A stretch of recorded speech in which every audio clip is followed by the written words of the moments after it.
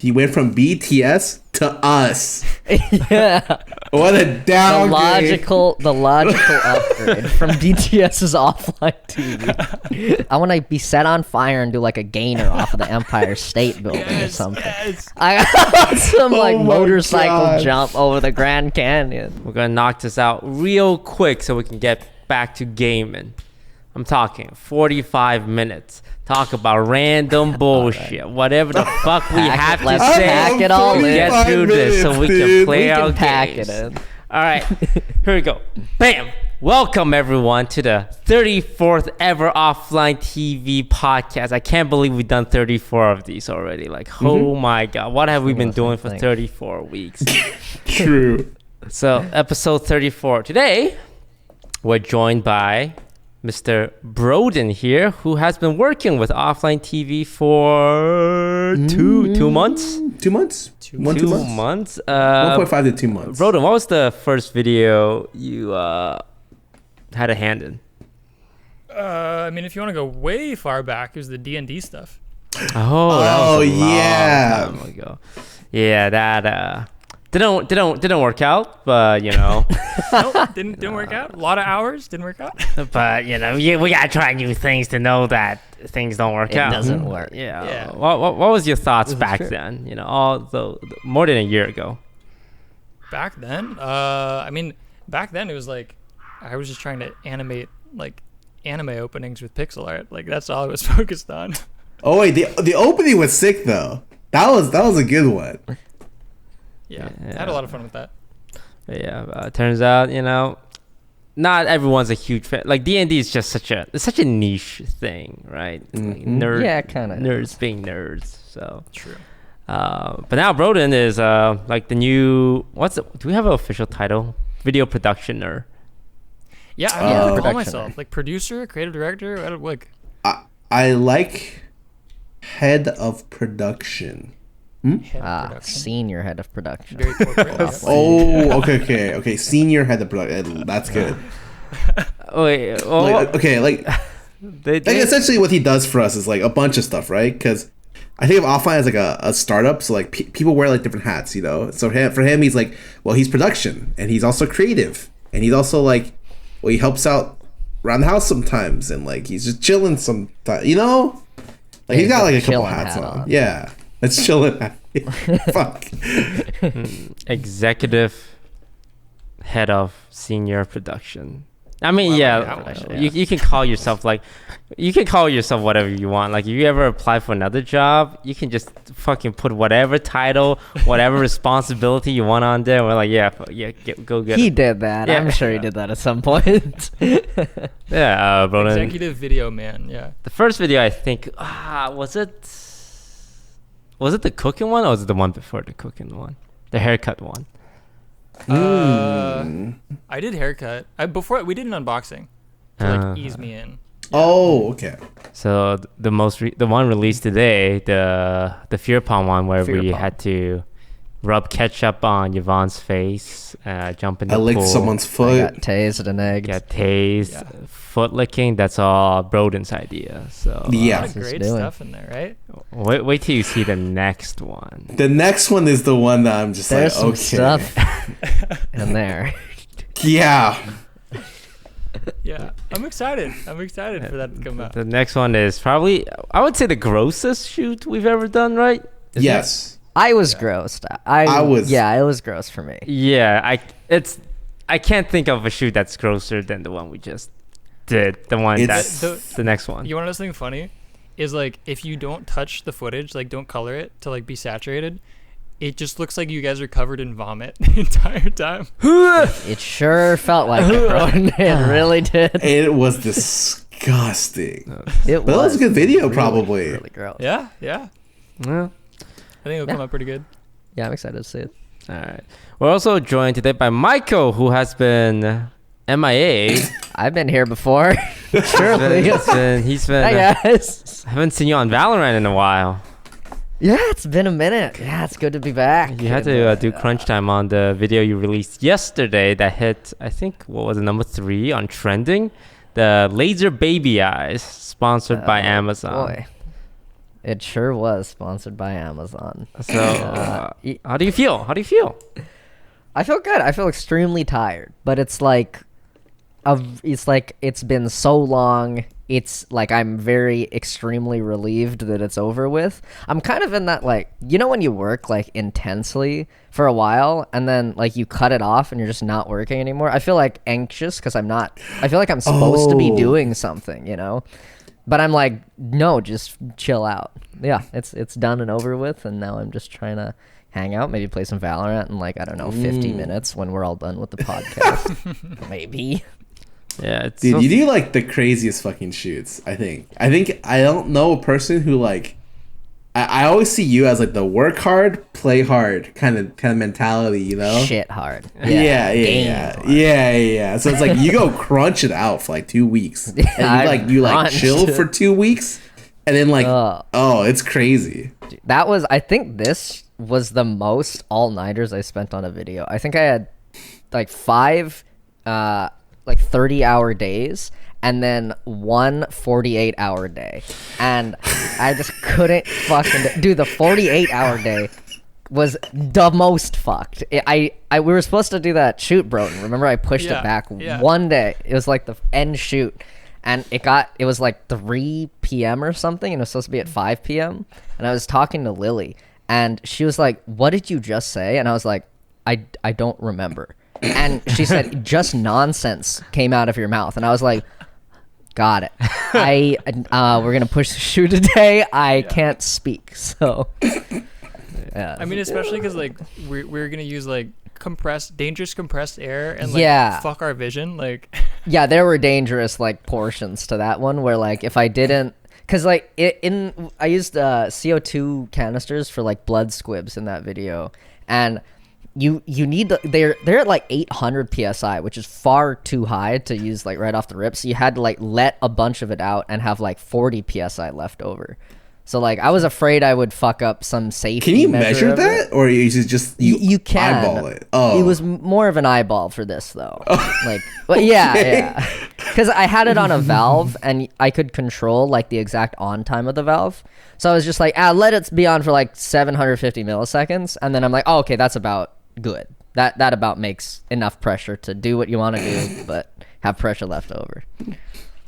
Michael, when you because like you do a lot of like bits and scenes in your shoots, do you do like 10 different versions of it and then go to the editing and say, okay, I like number 7, or do you do like 1, go back, no, I don't like it, go back, like the second one, Jesus. It's 1, go back, see if it's good, go back, and then maybe redo it, maybe not redo it. It's fucking hell. Dude, but it's also easier to see. You have the craziest kind of like I always thought of like YouTubers, or like so a lot of YouTubers is like very well I don't know, sketched out. Like their videos are like they know what they're doing when you walk in. Toast. And where did Toast just go? I see. Oh, he's back. Okay. Back. Right. Yeah, I'm back. Sorry. Okay. But like, I remember when I first talked to you, the first thing I said to you was like, I really like how you timeline your videos. Like, it really shows. And you just laughed, and you're like, I don't do that. I'm like, what? I don't fucking do that. What do you mean? Because it's like I always feel like you must have like outlined it, and you're just like, yeah, kind of, but not really. And I was just fucking blown away. Like my mind's shattered right there. I'm pretty sure that's the way you should be doing it. Like working it. I think it only works because it's just me editing and filming. If like I had anyone else helping me, I would need any kind of schedule. Because like I wanted to get like an assistant, but then like I'm up at like 4 a.m. on a day randomly, and I'm like, I can't have them come over at this time. Or like an editor, they can't just in between shoot to see the story. Like I'd have to plan it out if it weren't just me, which is hard because now I can't like get any help on it. But yeah, just fucking edit, shoot. One man machine over here. It's fucking painful. Yeah. And then wait. The green screen ticks. Yeah, I'm trying to. I don't know what it is. Yeah, you tried to unplug your phone. Unplugging and replugging did not work. What if I turned it off and turned it maybe, on? Yeah. Oh, maybe. We'll see. Oh, you know what we can have? We'll have the editor go through the entire podcast and just like the he's gonna frames where hate you. it blinks green. He'll just delete. If it still did not, he's gonna hate you. Just delete each one, and it should only take up like a second at the end, and that'll be it. Yeah. It's probably like the most annoying thing ever because you just have to like keep your eye on the podcast. It's so for annoying. an hour straight. You'll slowly get one more frame out of sync from your video and your audio as the podcast goes on. Oh, but wait. Did we ever talk about Brodins history, like how he got here? Because like I come from League of Legends. I know where Brodins come from, you know. But like, do any of you guys know where Brodins from? No, he just kind of appeared in front of me. And he was here, and he was living here. Yep. I just kind of show up behind you before you know that I'm there. That's terrifying. I know, Brodin used to do a lot of League of Legends, like carrying around a camera. Like, whenever I saw Brodin, like, years ago, he's always carrying out a camera and a microphone for, Travis, who's a League of Legends reporter.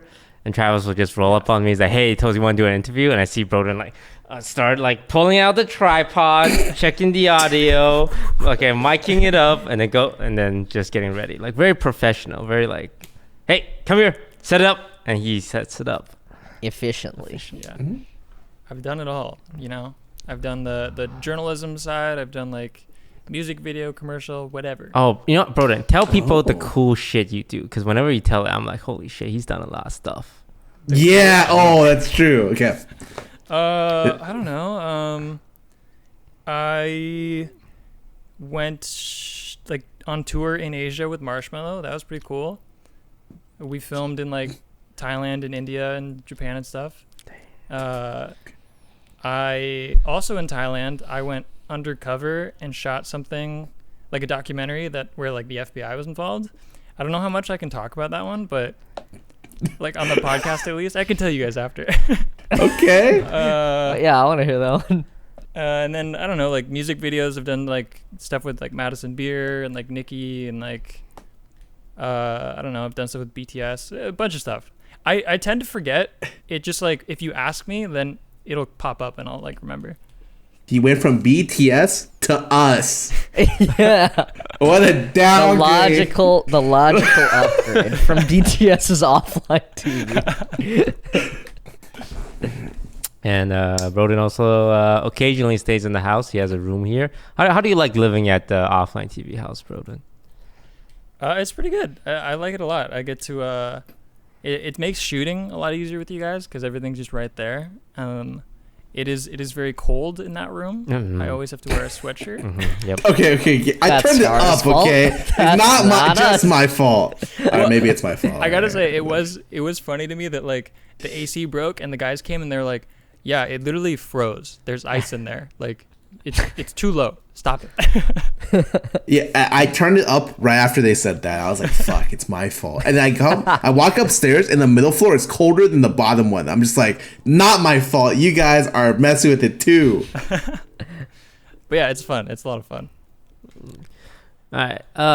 We got a couple of topics today. This one probably, Brodin, you would have an idea on. So, did you guys hear about what Burger King tried to do with Twitch marketing? I don't know if this is a publicity stunt within itself, but the gist of it is the Burger King marketing team donated $5 to streamers, and then got them to read out loud stuff like, thanks for the $5 from X and Y and Z. The message is, did you know you can get a Whopper, fries, and drink for only $5 from Burger King? That's a weird thing to donate, but thank you. And they would take all of those reactions, like all of them, and put it in an actual ad. But they blurred their faces out, so they can use that. Yeah, cause I was just about to say that's illegal straight up. What? I feel like even using the voice, if you don't. Oh, no, they also distort it. What's the point of having it? Just fake it then. Like, if they're going to these lengths to like correct what they're doing, they know they're doing something wrong. No, you don't understand. This was an agency's tweeting what they did, and they said, this is us, this is the client that we did for, and like this is our product that we're, and I think it was that we're proud of, essentially. Like that was the insinuation, and they tweeted that video, and I'm watching it just being like, fuck off, this is kind of weird. And it blew up overnight. Like people were just like, are you guys fucking kidding me? Multi-million dollar Burger King can't give these guys more than $5. Like did the donator say Burger King? Like yeah, Burger King. Okay. So if it weren't for that, that sounds like a copy pasta. Like I would have not shy. Like haha, $5 at Burger King. That's what they thought too. Like one of them realized what it was, and like they talked about it later, and they're just like, "What the fuck is this?" Fuck? Well, like for me, I'm like, "This is the easiest lawsuit you've ever had." Like, but I think what they did was they blurred the faces, they distort the voice slightly, and they used the actual like camera footage of the streamer, but in the background they put like a fake game, so they don't get sued by the games either. So it's like, oh my god, they did 3 different things to cover their asses legally, so that they can get. wow. It's not even big streamers saying it out loud. It's just it's like the stunt itself was the marketing almost. And I don't know if this. I don't know if they intended that from the beginning or like they were just stupid at first. Look, I've worked with a lot of companies in the space and outside the space, right? They call it, it's endemic companies or companies that are like video game known companies, like G Fuel, stuff like that. And non-endemic companies are like Coca-Cola. Like these are big dogs you want to hit up because they got the most cash. Between a lot of times when I see non-endemics come into the space, even some endemics, it's like they don't know what the fuck they're doing. Like I commonly think like, look, like why are you throwing your money away? Like why are you doing this? I look at shit that's like, this is their $1 million campaign, they're doing this. Like I can't fucking believe it sometimes, because I'm just like, these guys cannot be this stupid, but they are. I think that if anything, the smaller non-endemic companies do it better than like the large companies, because their teams are more agile, and usually they understand like they're usually newer. They haven't been around for like 50 or like, how long has Coca-Cola been around? What, like fucking since the 1600s? Yeah, Christopher Columbus brought it over on the fucking Mayflower. Like, and like, you think those guys are gonna understand how to market on Twitch? I think it's the new people like G Fuel who kind of get it. Wait, I mean, Brodin, you've worked with a lot of these like big artists and people. Like, do they get it? Yeah, do they get it sometimes or all the time? It really, like, it's totally dependent on like the marketing people you're getting, and like whoever your middlemen are, and like stuff like that. Like it changes every time. Like it's really hard to just give like a blanket answer. I don't know, but like typically, it's like just a mixed bag. Yeah, like you'll get lucky, and like they do get it. Like whoever you're like is assigned to you is like yeah. Like this is the idea. You do this. Like you do that. We're golden. My job's done, your job's done, we'll have fun. But then you've got the people who are like, they come in and you're just kind of a tool for them. And those are typically the ones that don't get it, because they're like, we're going to do it this way. Oh, I still remember a shoot that I did, and then like I did like a PUBG shoot for someone and for a sponsor, and then like I redid it like literally like 7+ times. Oh my god. And then at the very end, they're like, yeah, we just can't have this here. Like the entire shoot, like it's violent, it's graphic, it's like got blood, you're popping pills in it. And I'm just like, I saw that. What happened to like the early parts of the shoot? Like, why didn't you tell me like the first take was bad, or like the second take wasn't good? Like why at take number 8 you're just like, yeah, we just can't do the pills or the blood. And I'm just like, but like, like marketing people should not be allowed to have creative input. They should go to jail. They should be in prison if they ever try to get creative input. Marketing people shouldn't be allowed to do that. It should be up to like a production team.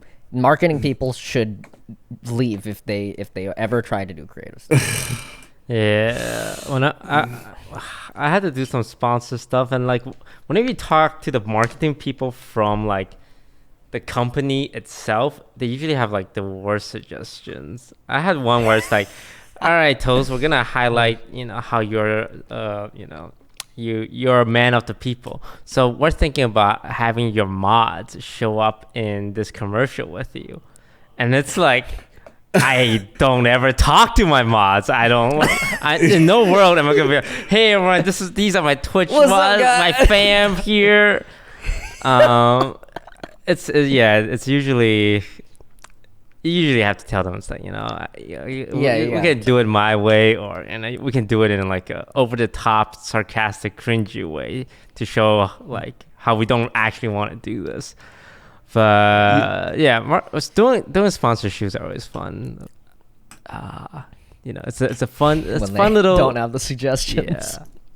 Yeah. I think a lot of the time they give you the suggestions because they like need to feel like they're giving you something, because I feel like otherwise they're just not doing anything and being like a wall of yes or no, usually no. And so they just like fucking like throw some random shit at the wall and none of it. When I first worked with sponsors, I was always like, what, like, don't come with me for creative, like just tell me what you want me to do and I'll do it for you. And then afterwards, I was quickly like, no. Give me the outline, and I will fill the box. Like, because I don't like to come up with something fully creative. But like my skill set's very good at like expanding on something you give me. And I'm like, okay, fuck that. Your creative sucks ass. Just give me like what you want it to be, and what I can, and tell me what I can do, and I'll do it. Like, and that's how I live today, Because the first year I tried to do the other way, I got put in some weird situations. It was like, yeah, we want you to do this one stream, walking down the beach at the pier, talking about how the League of Legends tournament was. And I'm just like, what the fuck? Yeah, but make sure you're walking down like the beach, like in Spain. And I'm just like,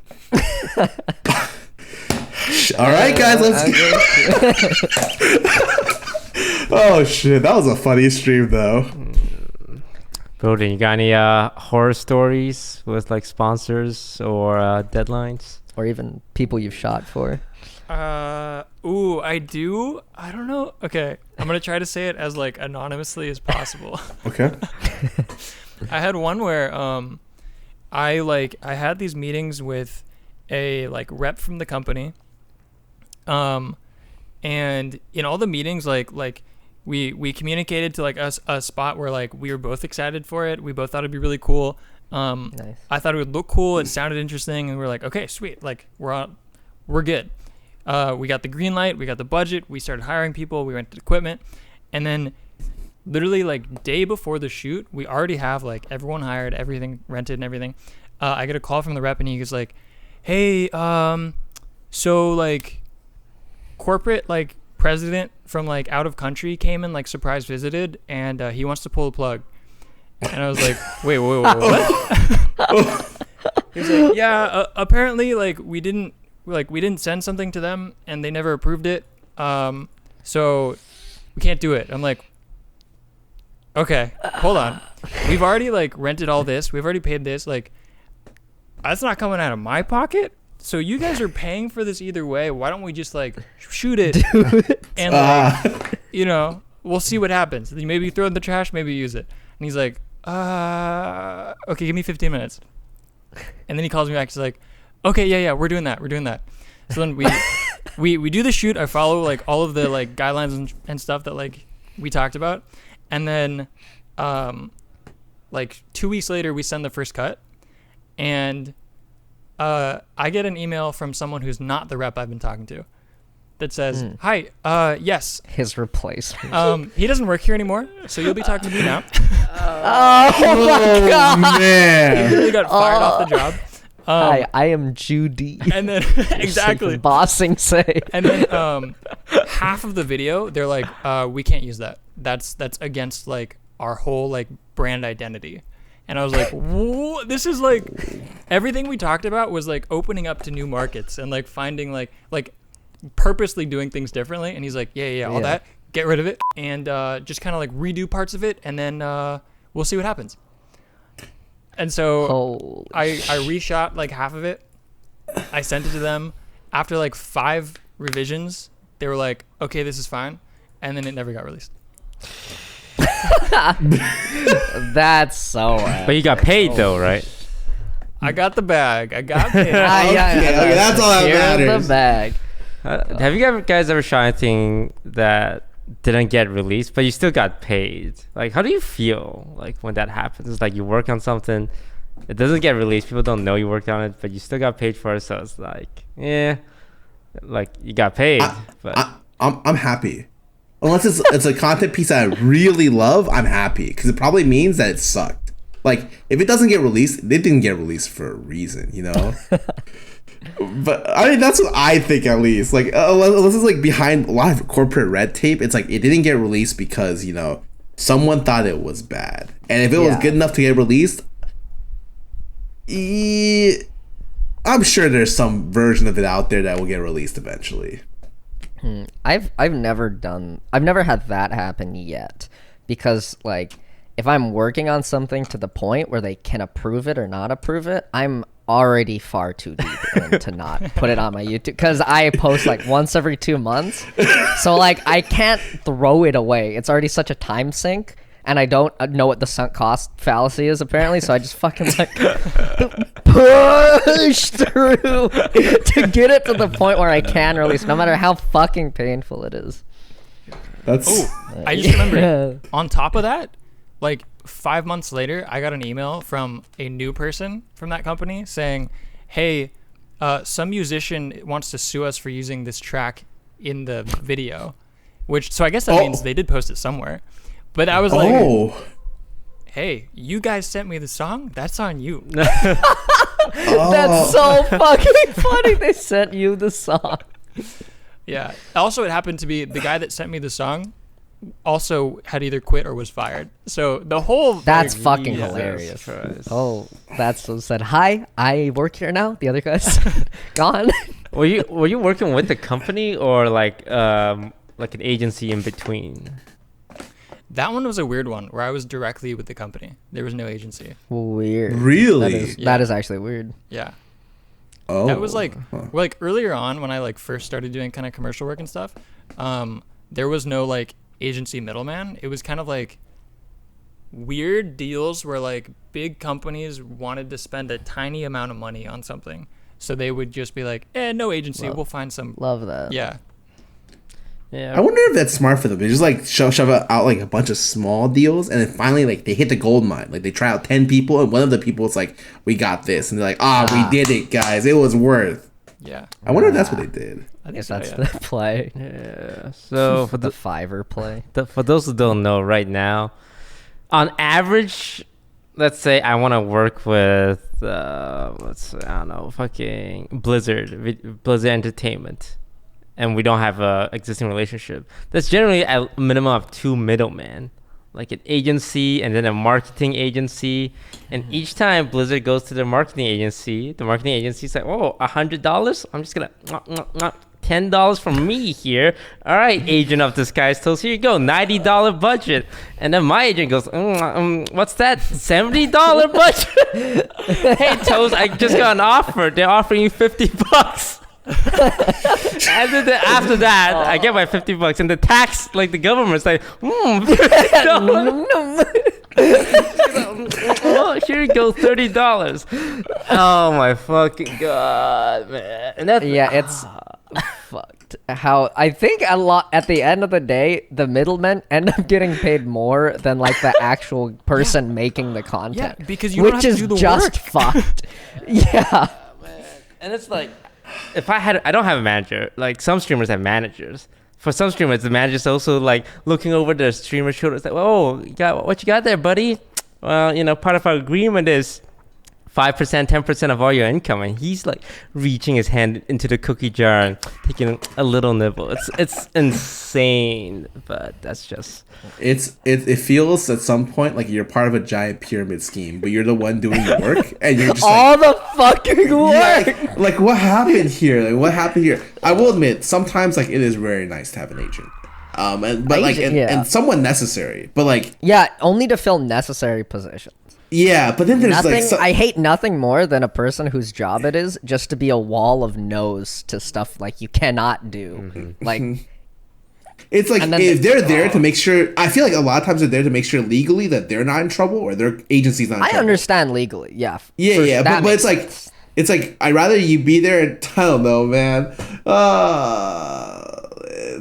I feel like they should help the creator and not harm them. And sometimes, it's a toss-up. Sometimes it's not as clear cut. Well, it's kind of Speaking of which, we should start an agency, guys. We're just gonna make free money. You guys know a lot of people. We know a lot of people. I don't know. I feel like don't these agencies and management companies, they start off with good intentions, like, yeah, I'm gonna be the guys who like break the wheel, do the good, yeah, and then eventually they just they get their I had a group of Series A friends funding. who like started off as like content people, and then they were like, wait, we could make so much more money doing no work as an agency. Did they really think that? That was the mindset, and they're like, we hire a bunch of students out of school who don't know what real budgets are. We take the budget, we take like half to 20%, give them the rest, and then we just turn it in. That's fucking. Did they work out? I think they did for a little bit, but then like at a certain point you run out of students. yeah. True. That's fucking true, dude. Honestly, people skills are very important. I feel like you gotta put yourself out there, and talking to another person is dangerous, yet you'll accomplish a lot. Yeah. Okay. We have one of the topics. Have you guys heard of the Prowst Questionnaire? Apparently, it's a questionnaire that will tell everything you would have to know about a person, and Vanity Fair does it all the time for their guests. And it's a question of like 20 questions. Okay, I've never heard of it before. Never heard of it. Me neither. It's from a French novelist who says this questionnaire will reveal an individual's true nature. All right, so we can and you also have to do it like a little snappy. Okay. So you want us all to do it? Okay. We can each do like one or two. All right. Oh, you do a rapid fire. Okay. Rapid fire. All right. I'm gonna say a name. I'm gonna say the question here. Boom. Yeah. Scara. What quality do you like most in a woman? I don't know. Kindness. Okay, kindness. Okay. All right. Michael, what quality do you like most in a man? Dick. Got it. All right, let's go. I've heard enough.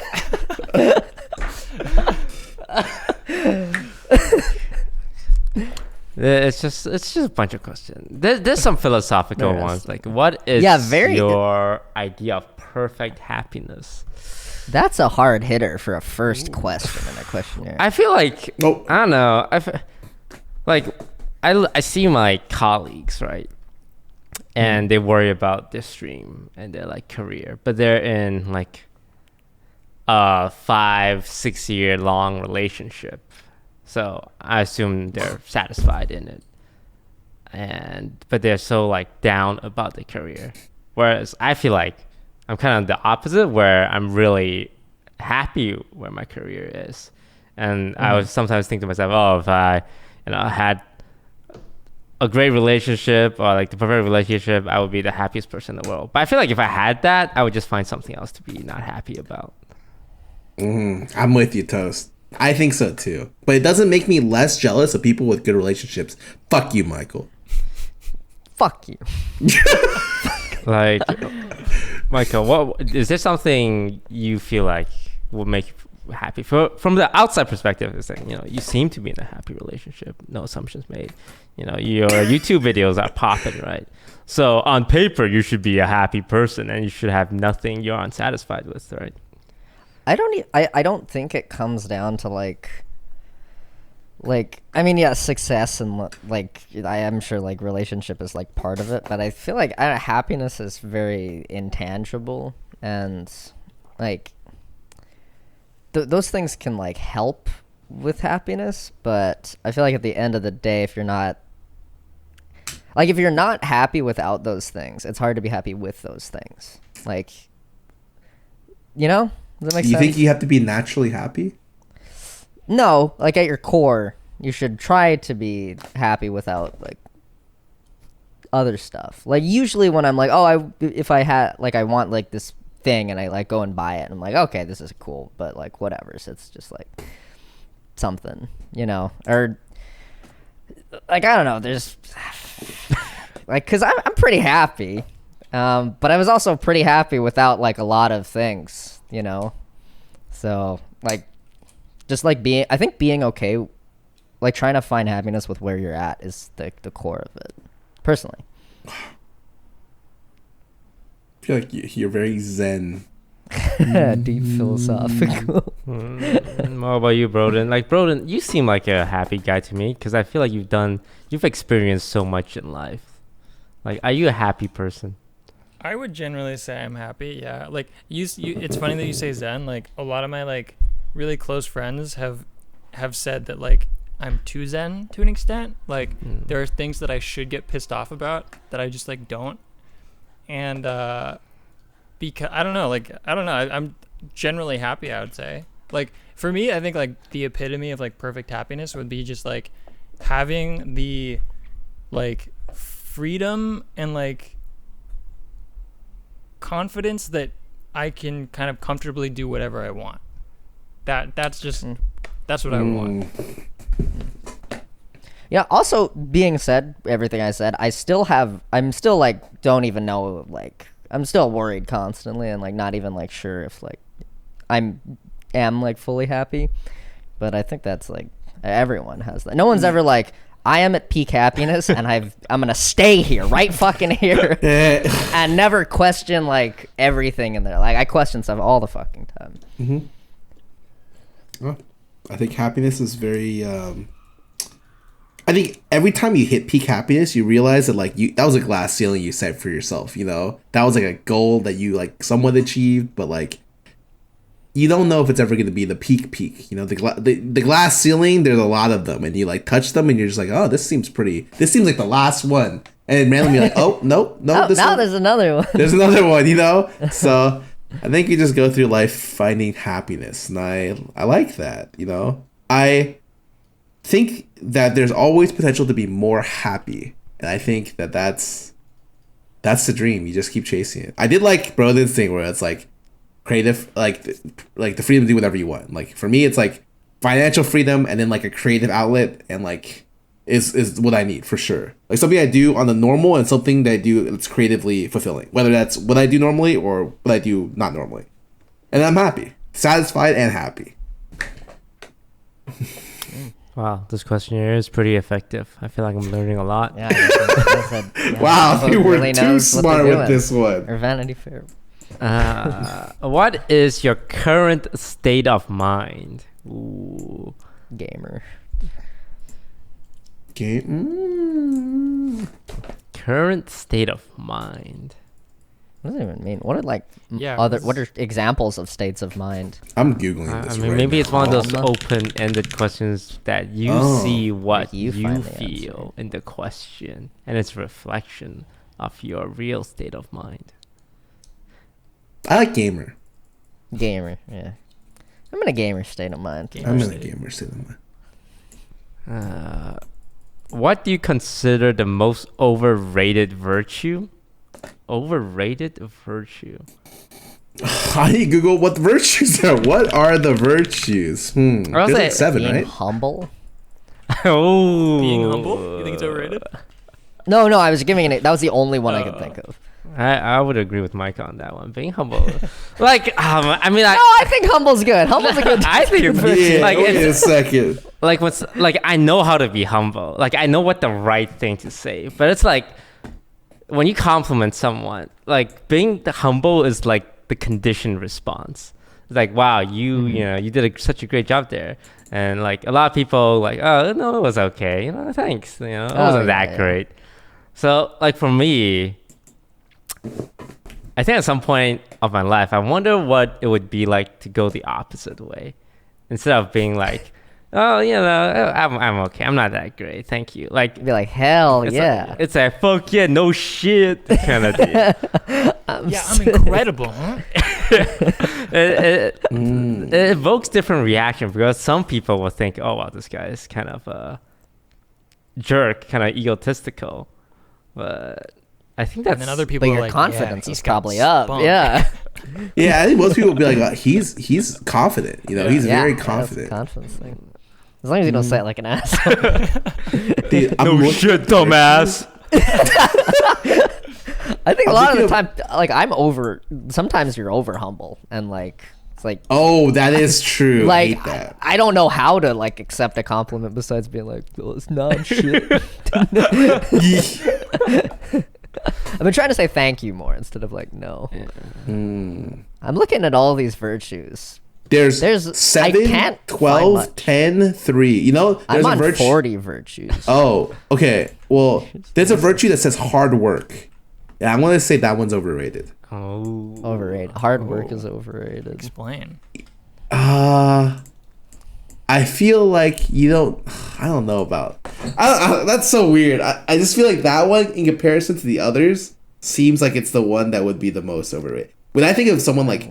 A sense of self is like super important. Like if you don't know who you are, you're fucked. I agree. Kind of. Yeah, but like... And like, yeah, humbleness and like, you know, all this other stuff. But then hard work just feels like not... Well, it's important, but... Yeah, but you can be like a soulless like robot without like with hard work. with just doing hard work, right? Yeah. So I think that one is probably the most overrated. But there's like a list of 7, a list of 10, a list of 14, a list of 40 virtues. So I don't really know what an official Yeah. virtue is. Who's counting? Forgiveness. This Service. Being helpful to one's family or humankind. Overrated. that I agree. Shitters. Completely agree.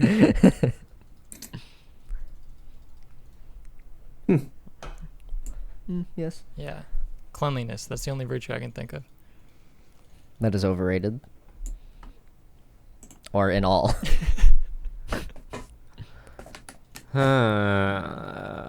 How would you like to die? Oh, I answered this recently.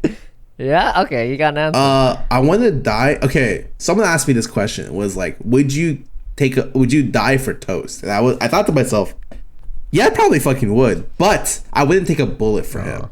So I don't want to die like in a painful way, a violent, like a violent, painful way that's excruciatingly torture, like high But if torture. someone was like, someone's got to take this euthanization exactly, ID. it's like, look, you gotta go, and like we'll like sedate you, and then we'll kill you, but like toast will live, and I'm like, I will do that, you know, I would do that, and so I think that's the way I want to go. And like a euthanized. Yeah, like I don't want to go like when I'm super old and like with dementia and like my joints hurt, I can't stand up. I'm in my bed. I want to go out in the fucking. I was about to say Blaze of Glory. No, that's not what I meant. In a less painful way. If I get to pick, then I want to. I want some like other dimensional being to have to make me strike up a deal where I give up my soul for something, but then I get to go to some other plane. That's how I'd go. So you're dying in the Hacking mortal death. physical plane. Yes. They would take me somewhere else, and then I would trade my life for, I don't know, like maybe the Earth survives some cataclysm or something, but then I get to like You'd be go the to the martyr next hero. one. Yeah. Okay. I guess dying with a purpose sounds good. Because like Scar said, like assuming everything goes well, you're gonna die old in bed, decrepit. Like maybe you have families, your wife Definitely shitting yourself. Yeah. Yeah, like in a hospice care or something. I mean, that's like the ideal way to go, right? Because you live life the longest. But is it like the best way to go? It's not a fun way to go. I don't know if I would enjoy that. Like, maybe those guys are happy dying like that, but how to can me, you it doesn't sound die? satisfying. Because like I want to live life as long as I can till like reach a point where it's like it's not fun. I'm not live. having fun anymore. Yeah. But when you reach that point, is there a way to die in a cool way? All right, this is where Google comes in. Most Would you graceful way to die. would you rather like die slowly over the course of like 10 years from 70 to 80 on like a deathbed, or would you rather like pop instantly at 60? I would think I'd rather pop at 60. I want to go in like a cool kind of way. Like I want to do like I want to be set on fire and do like a gainer off of the Empire State Building or something. Yes. I want some like my motorcycle God. jump over the Grand Canyon. Something that's not. I don't know. The thought of like. You know what I also want? I kind of want to be able to know when I'm gonna die. Kind of the thought of dying like in my sleep. If I'm going to sleep one night and being like, and then I just don't wake up the next is so strange. It's weird to think like I'll never regain consciousness and you're just gone. But if you're not doing a gainer off the Empire State, you know you are about to die. And I don't know, there's kind of like a solace in knowing when you're going to go. You get to settle your debts, tell everyone bye. Also, that do a one gets sweet like jump. recorded. Like Guinness is like, yeah. Oh, yeah, there's no record for it, but it's badass. Put it in the Literally, book anyway. Michael's last video that he puts on YouTube at like 500 million fucking subscribers. His $500 million YouTube video. Fuck, I'd probably be too much of a pussy, honestly. Like I probably would too. I talk big right now, and I hit 60. I'm like, oh fuck, but 10 more years is 10 more years, you know. Yeah, that's And I what hit I'm. 70. I'm like, but that's like 5 more years. Yeah, And then it's like, I just. your mindset is, I guess, changes. as you- Yeah, like older. I've heard the older you get, the more you crave life, and like That makes sense. It does make sense. like because you've Like when lived you're so getting to much the of end it, of a yeah. Netflix series, like you're like, I don't want it to end, but it's coming. Hopefully, it's like a good Netflix series and not like a bad one. Not a shitter, yeah. You know, we got all the time in the world. This is fucking depressing. Wait, hold on. This is sick. I I'm like this. 30 years old, and there's no way I'm dying before. Fingers crossed. 60. Yeah. Let's reconvene at 60 and talk about it.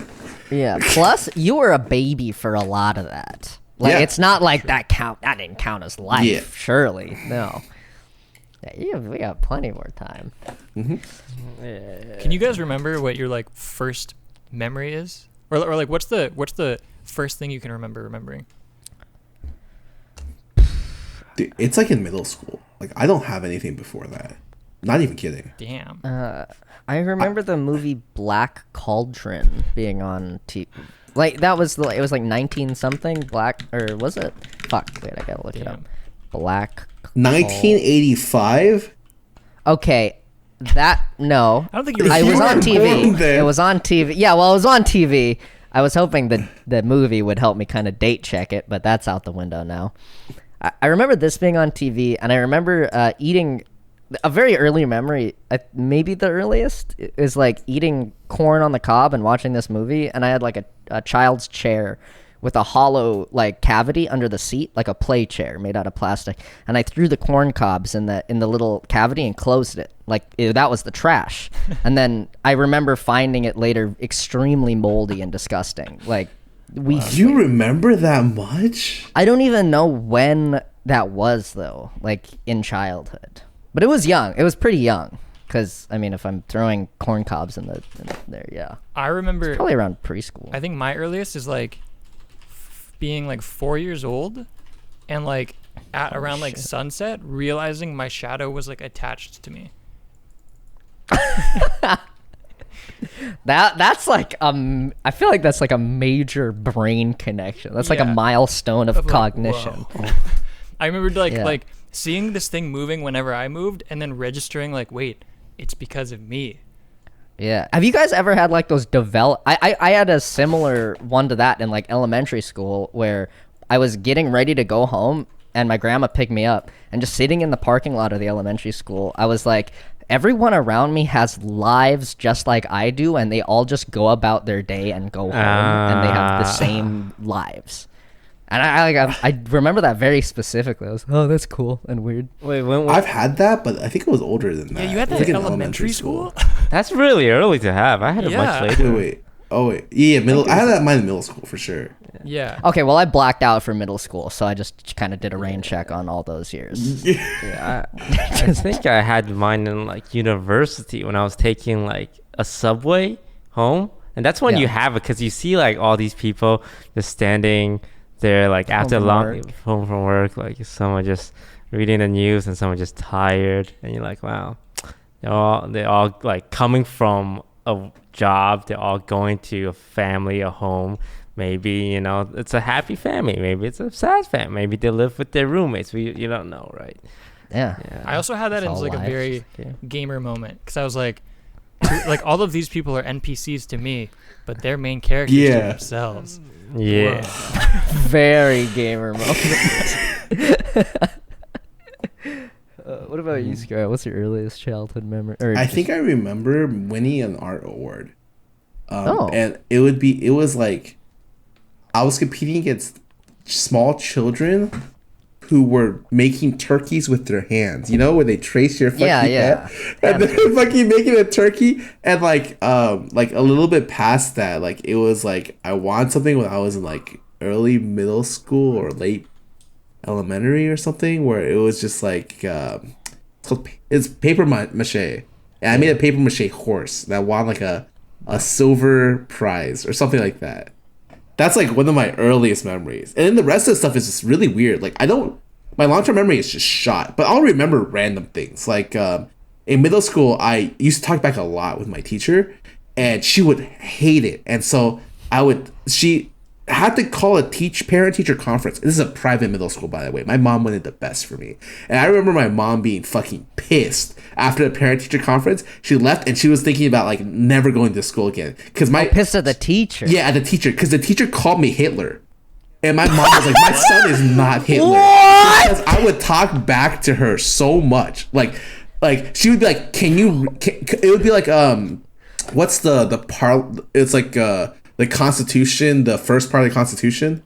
Freedom of speech. We the people, whatever, like that first part. I don't fucking know that one. Oh yeah. Like we had to like memorize that or something. And she was like, William, can you come up to the class to recite it? When I was being like a dick and I was like talking in class, and I'm like, I don't know, can you come up to the class to recite it? And then that's when I got the parent-teacher conference call. You know, I just stay outside the hall and shit like that. Nice. I was such a dick when I was. You were like, a gamer. No, it was so bad. But I remember my mom just being so mad that they called me Hitler. I didn't understand. Yeah, like, I was a kid. that I was like, who cares if I'm Hitler? But my mom cared, you know. Who is that? It's like the impact didn't really like register. I'm like, Yeah. oh, I can see why a parent would be upset, you know. Shit. That's fucked up, dude. It's funny. I have some funny, like, those are the memories I remember. What a dumbass teacher. Why would she think your mom's okay with that? She's got really felt. I was a real, like, I remember stuff like, oh, they're explaining emails to people, and I was one of the few people with an email, and for some reason I told them, I was like, oh yeah, like I have an email, and then she's like, okay, William, can you tell the class your email? And I was like, yes, it's scarred for life with a the number 4 and life spelled like LYFE at like yahoo.com, and like the teacher was like she was I don't know how she reacted to me being like the little edgelord that I was back in middle school, but it was not a good reaction. That's so fucking funny. Yeah. Isn't it weird how those are like your earliest memories, and like you were a human before that, but it's I could have been engineered. I don't know that I'm not a robot yet. You know what? That's true. You kind of just woke up and you were like, oh, I can remember things now. Yeah. It's weird. You could be cake. Oh god. Everything's cake. What other questions they got on here? Who is your? Well, there's some fictional ones. There's one where you answer about yourself. What is your most marked characteristic? What do you value most in your friends? What is your favorite hero of fiction? What historical figure do you identify the most with? I think that one would be really hard for me to answer. Historical figure. Hitler. Yeah, Hitler. Yeah, that is hard. Like, Because it's hard to not sound like an asshole, first of all. and also people don't give a shit about history. Yeah. Besides like the big things people do. Like Yeah. Like Hitler. Yeah, who are you shut the supposed fuck to- up. What are you supposed to say, like, to the... The only historical name I can even think of is Sun Tzu because of your video. Sun Tzu? You know, I identify a lot with Pol Pot, so he's pretty cool. I don't know who that is. He was like a Vietnamese Hitler. Oh, Wait, I think I think it was Burma. Pol Pot. Right. Empathize. Cambodian. Fuck. I'm sorry. I'm trying to figure out, like, who was a streamer before me? Was I- Yeah, you literally can. oh, shit. There's one. Which Fictional. living person do you most despise? Do you guys despise anyone? No. Yeah, I can think of a couple Really? right now. Well, I can't say it in the podcast. But is it like a professional dislike or like a personal dislike? Sometimes professional dislikes get so bad they can become personal dislikes. Like, Damn. Like, I can't. so much effort think to hate of- someone. I can't think of Anyone you someone who I hate. There's people like I just look down on, or like I don't. You're disappointed by? Yeah, or like I just don't like them. But yeah, I sometimes wish I had someone to hate. Like, Why though? Like a Like I villain. feel like it's so much effort and energy to like maintain hating someone. Look. I don't know. Eminem got where he is because of all the haters. He's so constantly talking about the haters, you know? He is doing that. Yeah, and I need that fuel, but there's no one for me to hate or be hated by right now. You could do some shit to make people hate you. Yeah.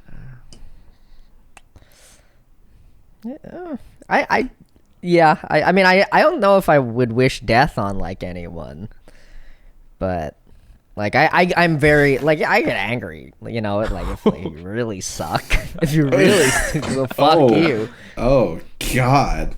you know. I think me and Brodin are very similar. We're very chill. It's like, to get me to even dislike you, I can't even. I know what you'd have to do, but like, I can't imagine for you to cross a line to hatred. You would Yeah, have to. I don't dislike many people either, but You would have to seriously wrong me, or more importantly, like my friends and family. I think this, even like wronging me is like okay. Like I'm not gonna hate you. I'm just gonna be like, all right. But like, if you like fucked with my friends or something, that would be like the bottom line. Yeah. Okay. Yeah, I feel that. Let's try and pick a more positive question to end on. Okay.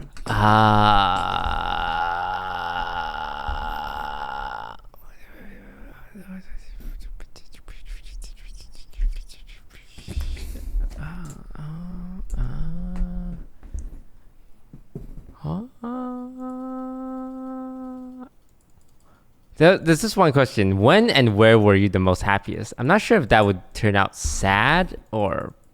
that might turn out Yeah, I sad. used to be really happy when I was a child. really long ago from now. And then the realities of the world set it. When was I the happiest? I feel like for most people, like in terms of content creators, it's when they first like get their like the first blow up, essentially. Like when the views started spiking, like something went viral and people were saying nice things. For me, that was always like an amazing feeling because it's something like we never get as regular people. Like in our lives, where it's like people on the internet say, "Wow, this content is great," and like, "Wow, really good job. This guy's funny. This guy is like creative. This is good shit." And like the first time it happens to you, it's like, wow, people actually like, you know, something I made. I want to chase this feeling. I want to like make another video. I want to make another like article or like tweet or whatever. So I think for me it was like that moment, like those moments. Like I have a few of those throughout my life. Kind of having one now with the Among Us stuff, like on YouTube, like getting so much views. It's like, oh, you know, this makes me happy.